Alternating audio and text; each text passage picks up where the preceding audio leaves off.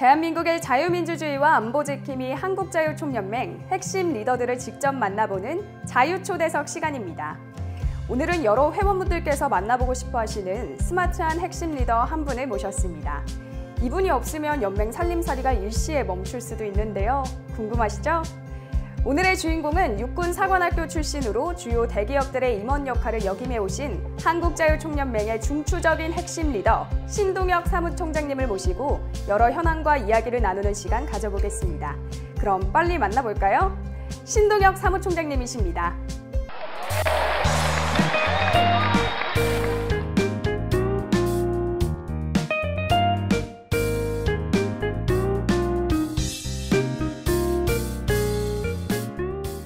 네, 신동혁 사무총장님 반갑습니다. 네, 환영해요. 반갑습니다. 고맙습니다. 네, 신동혁 사무총장님은 육군사관학교와 육군장교, LG CNS와 에버버스 부사장 등을 거쳐서 현재 한국자유총연맹 사무총장직을 맡고 계신데요. 이렇게 연맹 살림살이를 챙기시도 바쁘신데 시간을 내주셔서 정말 감사드리고요. 그럼 지금부터 회원 여러분들의 궁금증을 제가 대신해서 질문을 드리고 편하게 답변해 주시는 방식으로 시작해 보도록 하겠습니다. 네, 먼저 2022년 9월에 한국자유총연맹 사무총장직으로 임명되시면서 강석호 총재님 취임식과 대통령을 모신 제69주년 창립기념식까지 커다란 일들을 많이 치르셨는데요. 감회가 남다르실 것 같습니다. 화면을 통해서 회원 여러분들께 인사하시면서 올 상반기 결산 차원에서 어떤 사업과 일들이 있었는지 소개 부탁드리겠습니다. 네, 인사드리겠습니다. 사무총장 신동혁입니다. 작년 9월 5일 날 제가 취임을 하고 지금 강석호 총재님을 12월 달에 모시고 그 다음에 금년 6월까지 정말 숨가쁘게 좀 달려왔던 것 같습니다. 이 기간 동안에 저는 다른 무엇보다도 자유총연맹의 조직을 재정비하고 또 자유총연맹의 정체성을 확실히 하는데 정말 역점을 두었습니다.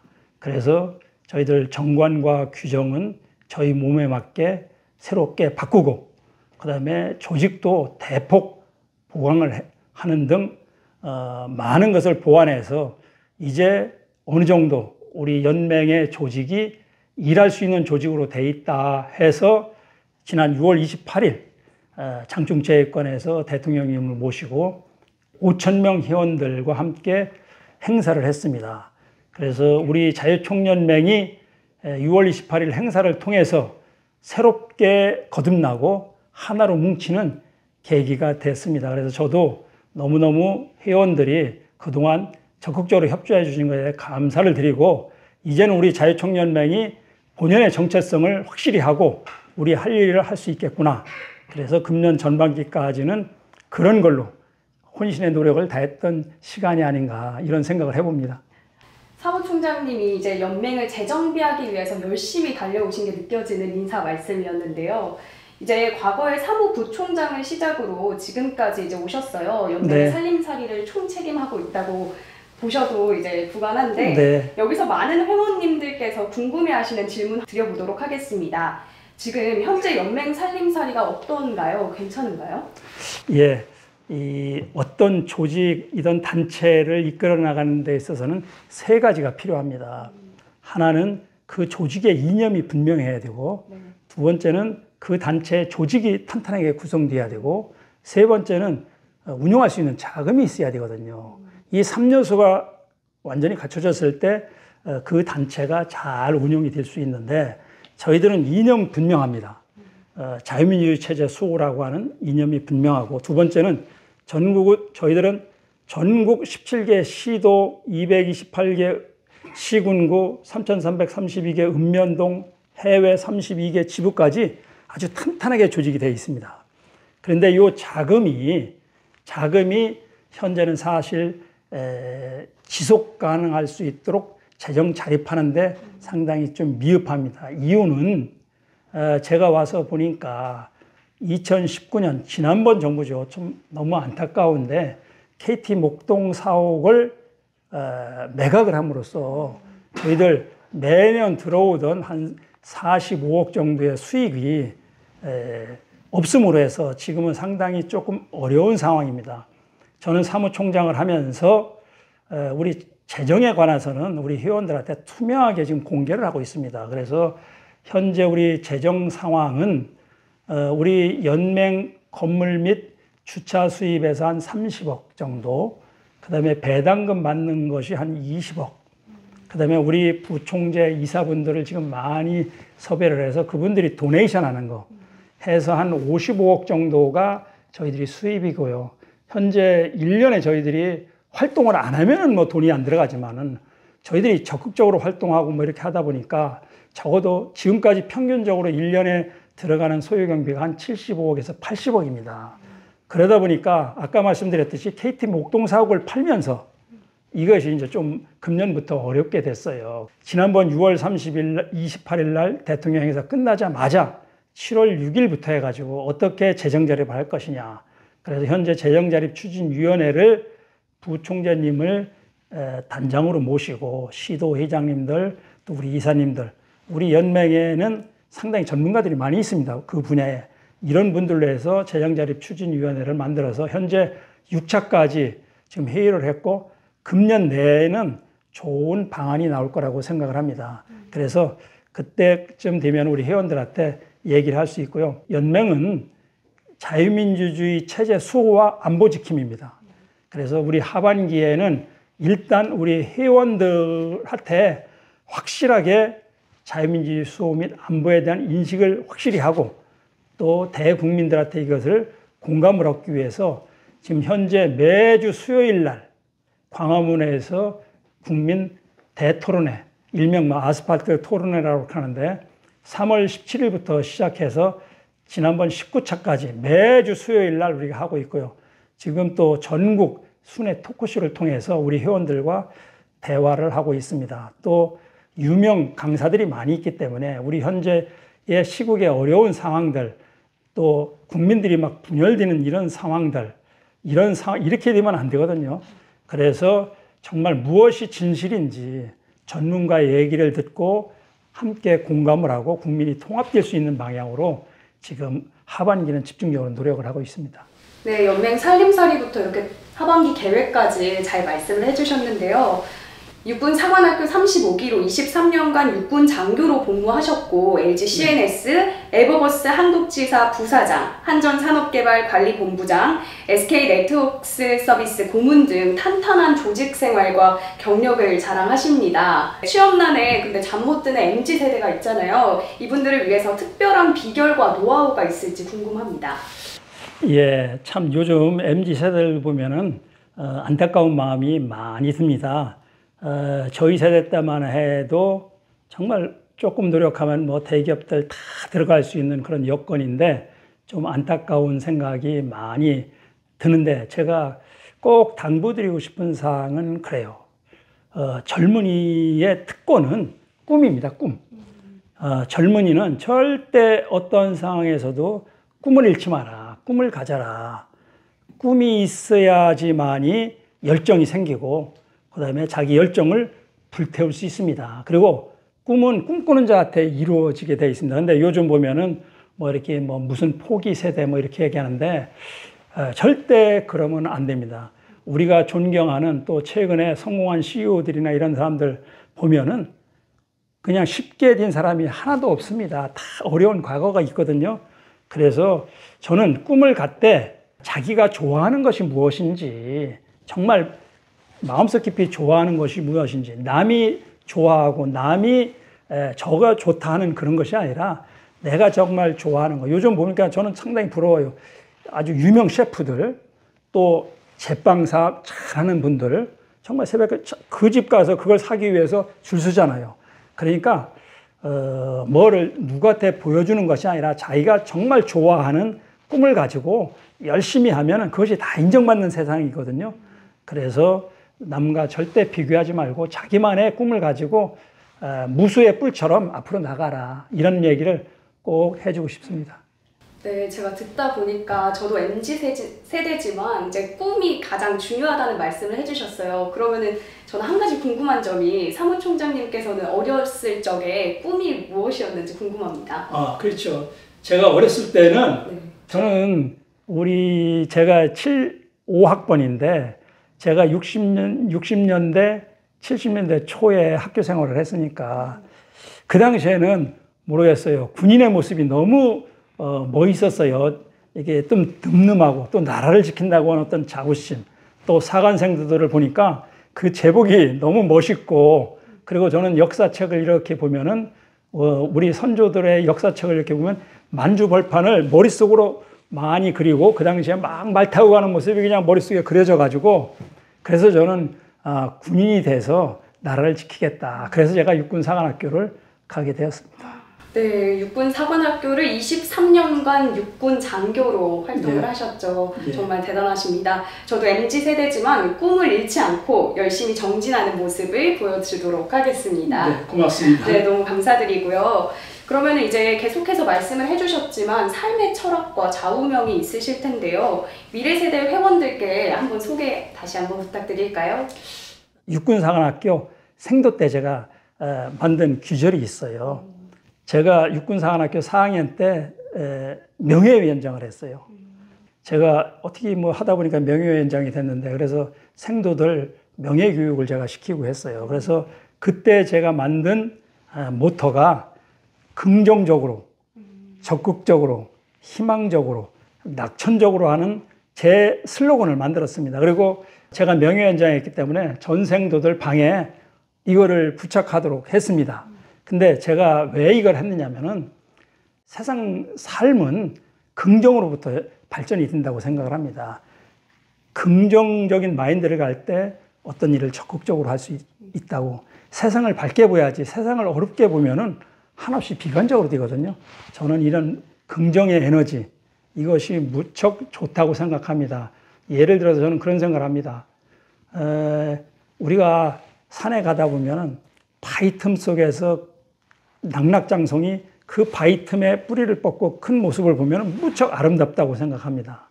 근데 그 소나무의 입장에서 생각했을 때 과연 정말 그 기름진 땅에서 그냥 쉽게 크는 소나무를 보면은 어떻게 생각할까요? 우리는 바위 틈에서 핀 그 큰 소나무를 무척 멋있게 보지만은 소나무의 입장에서는 상당히 어려웠을 겁니다. 그래서 저는 그래요. 지금 뭐 우리 MZ세대들이나 우리 회원들 어려운 여건도 있고 할지 모르지만은 그 소나무와 같이 꿋꿋하게 크면은 주변에서 볼 때 정말 아름답게 보거든요. 그래서 그런 저는 삶의 가장 중요한 것은 항상 긍정적인 마인드다, 이런 생각을 해봅니다. 너무 멋진 말씀이신데요. 저도 긍정, 적극, 희망, 낙천을 제 방에 걸어놔야 될 것 같습니다. 고맙습니다. 네, 제가 듣기로는 총장님은 자택에서 연맹까지 걸어서 출퇴근을 한다고 들었습니다. 네, 평소에 건강관리 비법이 있으신가요? 예, 저는 몸 관리하는 것을 보면 그 사람을 알 수 있다고 저는 생각을 합니다. 옛날에 우리 선조들은 그 사람을 평가할 때 신원서판이라는 게 있습니다. 그 사람을 평가할 때 첫 번째가 신입니다. 몸가짐이거든요. 그럼 몸가짐을 제대로 못하는 사람이 과연 가족을 제대로 부양할 수 있을까? 또는 회사에서 제일 제대로 역할을 할 수 있을까? 이런 생각을 저는 항상 하면서, 저희들이 하루에 3끼 밥을 먹듯이 자기 몸 관리는 자기가 주어진 여건 내에서 습관화해야 된다. 제가 자유총연맹 오다 보니까 너무나 제가 이제 할 일이 많은 거예요. 그러다 보니까 시간 내서 뭐 이렇게 헬스장을 간다든지 이런 여건이 좀 안 돼요, 사실은. 그래서 저는 아침에 일찍 집에서부터 전철역까지 걸으면 한 2,100보 정도 나오더라고요. 그 다음에 동대 입구역에서 연맹까지 하면은 또 한 2,100보, 2,300보 돼요. 그래서 딱 오면은 한 4,500보 정도 되는 것 같아요. 그럼 또 갈 때 그렇게 하면은 적어도 9,000보, 또 이것저것 하면 10,000보가 넘더라고요. 그래서 저는 제 여건 내에서 몸 관리를 하기 위해서 제가 그렇게 걷는 걸 하고 있습니다. 제가 동대 입구에서 저는 예. 항상 이제 차를 갖고 오는데 예. 상당히 오르막길이잖아요. 예. 거기를 이제 여름철에 걸어 오시면 땀이 엄청 나실 것 같은데 혹시 연맹에 오셔서 샤워를 하시나요? 아니, 저는 사실 땀이 조금 잘 안 납니다. 제 걸음이, 제가 이제 키가 이렇게 크지 않은데 조금 빠른 편이에요. 저는 운동 삼아 하기 때문에 즐겁게 합니다. 그래서 제가 이렇게 걷자오를 가면 사람들이 좀 싫어하는데, 그런데 그게 마음가짐인 것 같아요. 이걸 통해서 내가 운동을 한다 생각하면은, 제가 회사 다닐 때는 그랬어요. 그날 운동이 좀 미흡하면은, 버스 타고 가다가 한두 정거장 전에 내리는 거예요. 그래서 걸어가는 거예요. 그래서 제가 생각하는 하루의 운동량을 꼭 이렇게 채우고 했는데, 모르겠어요. 그렇게 해서 그런지 몰라도 그런 것이 좀 건강관리에 도움이 됐던 것 같아요. 그렇게 운동을 하시니까 지금까지 아주 건강하신 것 같습니다. 아이고, 고맙습니다. 네. 또 제가 듣기로는 취미생활로 이제 문화예술 분야에도 남다른 조예가 있으신 걸로 알고 있습니다. 거의 미술품 큐레이터 수준의 높은 실력을 가지셨다는 얘기가 막 들려오던데 한번 설명 부탁드릴까요? 제가 그 정도 수준은 아니고요. 이제 저는 그런 생각을 합니다. 우리 대한민국도 선진국 반열에 올랐는데 이제 우리 국민들이 조금은 더 여유 있는 삶을 할 필요가 있다. 그동안 너무 삶에만 찌들어 있지 않는가. 저도 사실 어떻게 보면은 앞만 보고 달려온 세대거든요.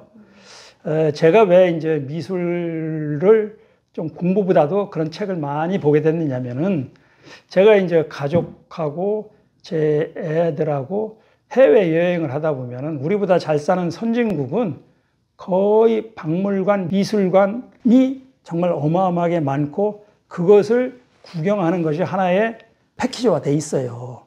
그런데 제가 이렇게 집사람과 가족과 이렇게 가보면은 우리나라 박물관처럼 이렇게 적은 것이 아니라 예를 들어 루브르 박물관 가면은 하루 종일 봐도 못 볼 정도로 크잖아요. 그런데 사실은 제가 모르다 보니까 방 한 3개 가면은 그다음부터는 걷기가 너무 힘든 거예요. 알지를 못하니까 뭐가 아름다운지 왜 저게 유명한지를 모르니까. 그래서 답답하고 그래요. 저는 이제 앉아 있고 집사람과 애는 뭐 끝까지 구경하고 이런 것을 몇 번 하다 보니까 아니다. 이게 뭔가 내가 좀 공부를 해야 되겠다. 그래서 한 10년 정도 된 것 같아요. 그래서 제가 미술 책을 좀 이렇게 보다 보니까 너무너무 재미있고 호기심이 생겨서 보다 보니까 한 25권 정도 책을 봤어요. 미술에 대한. 그래서 이제 식사를 하면서 집사람한테 조금 얘기를 해주니까 집사람도 자꾸만 너무 새로워하는 거예요. 또 질문하고. 근데 질문하면 뭐 제가 초보자니까 아는 것도 있지만 모르는 게 또 많은 거예요. 또 보고 이렇게 하다 보니까 좀 어느 정도 이제 조금 르네상스부터 현대의 미술까지 조금은 이제 이렇게 맛보기로 좀 알게 됐어요. 그러니까 저희 집사람이 그거를 시간 지나면 잊어버리니까 한번 파워포인트나 이런 걸 만들어가지고 정리해 볼 필요가 있지 않느냐. 그래서 그 얘기를 듣고 제가 정리를 시작했는데 말이 그렇지 정리하니까 또 더 어려운 거예요. 근데 제가 그걸 한번 해보자 이렇게 마음 먹어가지고 한 65장 정도 파워포인트를 만들었어요. SK 고문할 때 거기 팀장들 워크숍 하는데 인문학 강의를 해달라고 해서 하다 보니까 또 더 책을 보게 되고 미술은 건축, 조각, 회화를 미술이라고 합니다. 통상 우리 미술하면 그림만 얘기하잖아요. 근데 그림 속에는 그 시대적 배경과 역사가 고스란히 담겨 있고 우리 미술에 보면 사조가 있잖아요. 뭐 인상파도 있다가 입체파도 있다가. 근데 이게 그냥 생긴 게 아닙니다. 그 역사적 배경이 다 있어요. 이게 발전 단계거든요. 그걸 보면은 우리 역사가 어떻게 발전된 것도 알 수 있고 또 그 시대를 정확하게 알 수 있습니다. 그래서 제가 시간 날 때 이렇게 얘기해주고 제가 엊그제 이태리 레스토랑을 휴일날 집사람하고 갔는데 거기에 이렇게 그림들이 쫙 걸려 있더라고요. 근데 뭐 제가 이제 그림을 좀 봤으니까 그래서 이제 뭐 그 다비드 뭐 고흐 뭐 쭉 있어가 제가 좀 설명을 해줬더니 다른 사람들이 좀 쳐다보는데 하여튼 좋더라고요. 그래서 우리 회원들도 조금 이제 여유를 가지시고 그런 책들 한번 보시면은 또 재미있고 자식들 데리고 아빠가 가서 설명해 주면은 또 아빠의 품격을, 아빠의 존재를 좀 더 이렇게 새롭게 볼 수 있도록 하는 좋은 것 같습니다. 뭔가 알수록 더 많이 보인다를 직접 그렇죠. 실천하고 계신 것 같아요. 네, 저도 예술을 전공했던 사람으로서 정말 이렇게 많이 공부를 하고 더 많이 보려고 하는 분들이 정말 대단하게 느껴지십니다. 저희도 여유를 더 가져보도록 할게요. 예. 네, 이렇게 말씀 듣다 보니까 이제 끝내기가 너무 아쉬운데 이제 끝으로 320만 연맹 회원분들께 당부의 말씀으로 인사 부탁드리겠습니다. 예. 우리 회원 여러분, 지금 우리가 자유민주주의 체제 수호와 안보 지킴 역할을 위해서 정말 열심히 노력하는데 우리 국내 상황을 볼 때 지금 정말 혼란스러운 것 같습니다. 이념적으로도 저는 안타까운 것이 우리는 세계 어느 나라보다도 남북이 첨예하게 대립을 하고 있는 상황이고 또 북한에서는 핵과 미사일을 개발하고 하는데 아직도 우리 내부 사회에서는 북한을 추종하고 또 북한의 그 야만적인 또는 북한의 불법적인 그런 미사일이나 또는 핵실험 이런 것에 대해서 침묵하는 자들이 상당히 많이 있고 그에 동조하는 자들도 없지 않아 있는 것 같습니다. 일부에서는 이것을 이념전쟁이다 뭐다 이렇게 또 얘기하고 폄하하고 있는데 우리 연맹은 54년도 창립 이래 지금까지 자유민주주의 체제를 수호하고 지켜온 단체입니다. 그래서 우리는 어떠한 상황에서도 우리 자유민주주의 체제 수호에 조금이라도 도전하는 세력이 있으면 행동으로 우리는 나아가야 합니다. 최근에 저는 광주에서 정일성 공원, 예를 들어서 여러분들 정일성이라는 사람이 어떤 사람입니까? 중공군과 북한군의 나팔수 역할을 하고 북한군 창립 이후에 거기서 큰 역할을 한 그런 사람입니다. 이런 사람이 우리 자유 대한민국의 거리에 정일성로가 현재 있고 그 다음에 또 공원을 조성한다고 하는 것은 이거는 우리 스스로가 수치스럽고 우리 광주 시민들도 정말 수치스럽게 생각하리라고 생각합니다. 지금 5.18 단체, 4.19 단체 모두들이 얘기하는데 그런 것에 대해서 침묵하는 것이 과연 옳으냐. 우리는 분연히 일어나야 된다고 생각을 합니다. 특히 또 이번에 윤미향 의원이 우리 반국가 단체로 지목하고 있는 조총련에 갔습니다. 우리 민단, 우리가 인정하는 민단의 행사는 참가하지 않고 조총련 행사에 참가하는 이런 행위. 과연 정말 우리 세비를 받는 국회의원으로서 할 행동인가. 그래서 우리 자유총연맹의 역할이 더 많다. 할 일이 더 많다 하는 생각을 해봅니다. 그래서 우리 연맹 회원님들 우리 지금까지 정말 적극적으로 협조해 주시고 도와주신 것에 대해서 감사하면서도 우리가 할 일이 아직도 많음을 인식하고 우리가 하나로 뭉쳐서 우리 온전한 자유민주주의 체제가 확립되고 또 자유민주주의 체제에 대한 체제로 통일이 될 때까지 우리 자유총연맹은 자유민주주의 체제 수호와 안보 지킴의 역할을 확실히 할 수 있도록 함께 나갑시다. 저는 앞장서겠습니다. 감사합니다. 네, 너무 감사드립니다. 오늘 너무 영광스러운 자리였습니다. 오늘은 한국자유총연맹 신동혁 사무총장님을 모시고 만남과 소통의 시간을 가져봤습니다. 즐거우셨나요? 다음 시간에도 한국자유총연맹 리더와의 아주 특별한 만남의 시간은 계속 이어집니다. 이것으로 자유초대석 마치겠습니다. 끝까지 시청해주셔서 감사드립니다.